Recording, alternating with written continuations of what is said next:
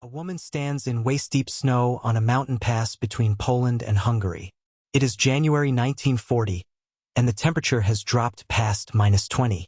She is carrying microfilm sewn into her gloves. Behind her, in occupied Warsaw, the Gestapo is tearing apart apartments looking for resistance couriers. Ahead of her, across the Tatra Mountains, a Hungarian contact waits in a village that may or may not still be safe. She is 29 years old. She is a former beauty queen contestant. She is skiing through a blizzard in the middle of the night, carrying intelligence that will reach London within a week. Her name was Krystyna Skarbek, though by the end of her life she would be known as Christine Granville. Churchill would call her his favorite spy. The SOE would consider her their longest-serving female agent. And when the war ended, the country she had risked everything for would give her a tiny pension and a polite suggestion to find clerical work. But that ending was years away. In January 1940, on a frozen mountain in the Tatras, she was just getting started. To understand what Krystyna Skarbek became, you have to understand what she already was. She was born Maria Krystyna Janina Skarbek in 1908, in Warsaw, into a world that was about to disappear. Her father, Count Jerzy Skarbek, came from minor Polish aristocracy, a family whose name carried weight even if the fortune behind it had mostly evaporated. Her mother, Stefania Goldfeder, was Jewish, the daughter of a wealthy banker. It was an unusual marriage for the time, bridging two worlds that rarely intersected in early 20th century Poland. Krystyna grew up between those worlds. She was athletic, restless, and possessed of a physical courage that people noticed early. She skied competitively. She entered and placed well in beauty contests, not because she cared about the title but because she enjoyed the attention and the freedom it brought. She was charming in a way that was not calculated but instinctive, the kind of person who could walk into a room full of strangers and leave with allies. She married twice before she was 30, both times badly. The marriages did not define her. What defined her was what happened when Germany invaded Poland on September 1, 1939. Within weeks of the invasion, Krystyna left Poland. Not to flee, to fight. She made her way to London and presented herself to the British intelligence services with a proposal that was, by any reasonable standard, audacious. She would return to occupied Poland, establish intelligence networks, and smuggle information back to the West. She was a Polish civilian with no military training and no intelligence experience. She was also completely serious. The British, to their credit, recognized what they had. She was recruited first by Section D of MI6, and later by the Special Operations Executive, making her one of the first women, and the longest-serving female agent in the SOE's existence. Her first missions were extraordinary by any measure. Between 1940 and 1941, Krystyna made multiple crossings of the Tatra Mountains, the jagged range that separates Poland from what was then Hungary and Slovakia. She skied through passes at night, in winter, carrying microfilm intelligence about German troop movements, Polish resistance networks, and the growing evidence of what was happening to Poland's Jewish population. The physical demands alone would have stopped most trained operatives. She was doing it as a civilian volunteer, fueled by conviction and an apparently bottomless well of physical endurance. On one crossing, she was caught by the Gestapo at the Hungarian border.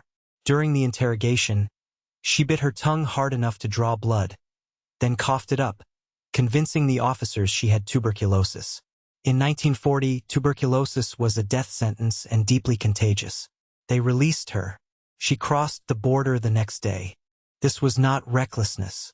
People who worked with her, and the SOE files are consistent on this point, describe someone who was fearless but not foolish. She assessed situations with a speed that seemed almost instinctive. She read people accurately, and she had a quality that is hard to train into someone. She made the people around her braver. Polish resistance fighters who worked with her described feeling that, with Krystyna involved, things would somehow work out. It was not rational. It was real. By mid-1941, however, her cover in the region was blown. The Gestapo knew her name, had her photograph, and had put a price on her head. She was extracted to Egypt, where the SOE had operations running across North Africa and the Eastern Mediterranean. For 2 years, Krystyna operated in Egypt and the Middle East, useful work, but far from the front lines she craved. She was restless, difficult with bureaucracy, impatient with the slow grind of desk intelligence.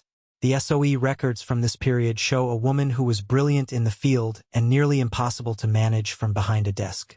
In 1944, they gave her what she wanted.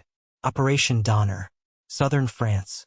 She was parachuted into the Alps in July 1944, weeks after D-Day, to work with the French resistance in the Vercors region and surrounding areas. Her mission? Organize and arm Maquis fighters, coordinate sabotage operations against German supply lines, and prepare the ground for the Allied invasion of southern France. Operation Dragoon, scheduled for August.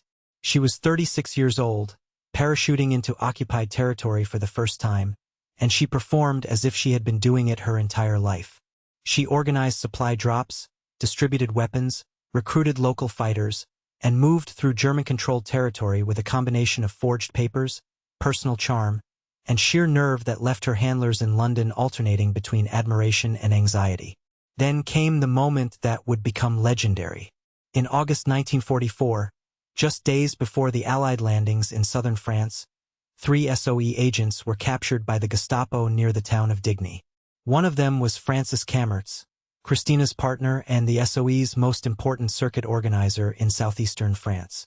The other 2 were a French liaison officer named Zenfielding and a local resistance leader. All 3 were being held in a Gestapo prison and were expected to be executed within hours. Krystyna walked into the Gestapo headquarters. She identified herself, not by her real name, but as a niece of Field Marshal Montgomery and a representative of the Allied forces. She told the 2 Gestapo officers holding the prisoners that the Allied invasion was imminent, that the town would be liberated within days, and that anyone responsible for executing prisoners would be treated as a war criminal. She told them she could guarantee their safety if they released the men. She told them they had very little time to decide. It was a bluff. She had no connection to Montgomery. She had no authority to guarantee anything. The Allied invasion was indeed coming, but she could not have known the exact timeline. What she had was the force of absolute conviction, delivered with the calm authority of someone who has nothing to lose. The Gestapo officers believed her. They released all 3 prisoners. Krystyna walked out with Kammertz, Fielding, and the 3rd man, and disappeared into the mountains. Some accounts suggest she also offered a bribe, 2 million francs, alongside the bluff. Whether it was the money, the threat, or the sheer improbability of a woman walking into a Gestapo prison and demanding prisoners that tipped the balance, the result was the same. 3 men who were hours from execution walked free. The liberation of southern France followed within days. Krystyna's work in the region was, by any operational standard, a complete success. She had organized resistance networks, distributed weapons, gathered intelligence, and pulled off one of the most remarkable bluffs in the history of clandestine warfare. She was awarded the George Medal, the Order of the British Empire, and the Croix de Guerre. Churchill, briefed on her exploits, reportedly called her his favorite spy. And then the war ended. What happened to Krystyna Skarbek after 1945 is one of the quieter tragedies of the 20th century. The SOE was disbanded. Its agents, many of them foreign nationals who had risked everything for Britain, were thanked, given modest pensions, and released into a world that had no particular use for their skills. Krystyna, now officially Christine Granville, was given British citizenship and a pension of £100. She had no family to return to. Her mother had been killed in the Holocaust. Her father had died before the war. Poland, her homeland, was now behind the Iron Curtain and ruled by a Soviet-backed government that viewed former Western intelligence agents with deep suspicion. She could not go home. She took work where she could find it. She was a saleswoman. She worked as a telephone operator. She served as a stewardess on ocean liners, a job that used perhaps 1% of her abilities. She was 44 years old. She had been one of the most effective intelligence agents of the Second World War, and she was making beds on passenger ships. She had trouble adjusting. The qualities that had made her extraordinary in wartime, the restlessness, the intensity, the inability to accept things as they were, made peacetime difficult. She had been someone who mattered, doing work that mattered, and now she was no one in particular. On June 15, 1952, Krystyna Skarbek was stabbed to death in the lobby of the Shelbourne Hotel in Kensington, London. Her killer was Dennis Muldowney, a man she had met while working on the ocean liners, who had developed an obsessive fixation on her. She had rejected his advances repeatedly. He followed her to the hotel and killed her. He was convicted of murder and hanged. She was 44 years old. She is buried in the Catholic cemetery at Kensal Green in London, under the name Christine Granville. For decades, her grave was unmarked except by a small cross. In 1988, a proper headstone was finally placed, paid for by friends and former colleagues who had not forgotten what she had done. The story of Krystyna Skarbek is not comfortable. It does not end with recognition and old age. It ends in a hotel lobby, with a woman who had survived the Gestapo and the Tatra Mountains and the parachute drops into occupied France being killed by a man who could not accept the word no. But the discomfort is the point. Because her story is not just about what she did in the war, though what she did in the war was remarkable.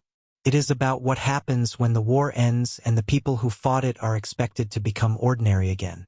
Some of them cannot. Some of them were never ordinary to begin with. Churchill called her his favorite spy.